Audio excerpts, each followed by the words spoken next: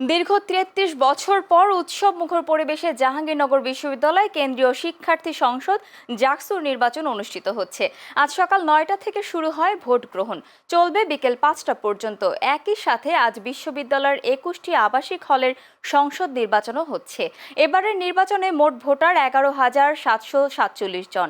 বিভিন্ন পদে মোট ১৭৮ জন প্রার্থী চূড়ান্তভাবে প্রতিদ্বন্দ্বিতা করছেন।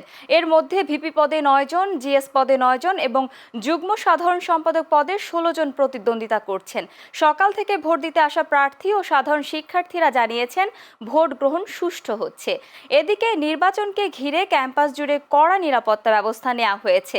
অনাকাঙ্ক্ষিত ঘটনা এড়াতে প্রবেশ পথে অবস্থান নিয়েছে র্যাব।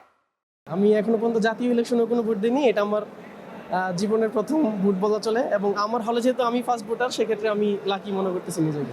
আমার প্রত্যাশা হচ্ছে জাহাঙ্গীরনগর বিশ্ববিদ্যালয়ের শিক্ষার্থীরা স্বতঃস্ফূর্তভাবে অংশগ্রহণ করবেন এবং তিনি যাকে যোগ্য প্রার্থী হিসেবে মনোনীত করবেন তাকে অবশ্যই তিনি ভোট দেবেন, এবং সকলের প্রতি আহ্বান অবশ্যই আপনারা ভোট কেন্দ্রে আসুন এবং আপনারা যোগ্য প্রার্থীকে ভোটদান করবেন। ভোটার উপস্থিতি কম এরকম না, মাত্র তো শুরু, এই কারণে সবাই আসলে আসছে, দেখছে। এরপরে অনেকে আছে যে ভোটার কিন্তু বাইরে অবস্থান করছে। আশা করি যে দিন শেষে সবাই ভোট দিতে আসবে।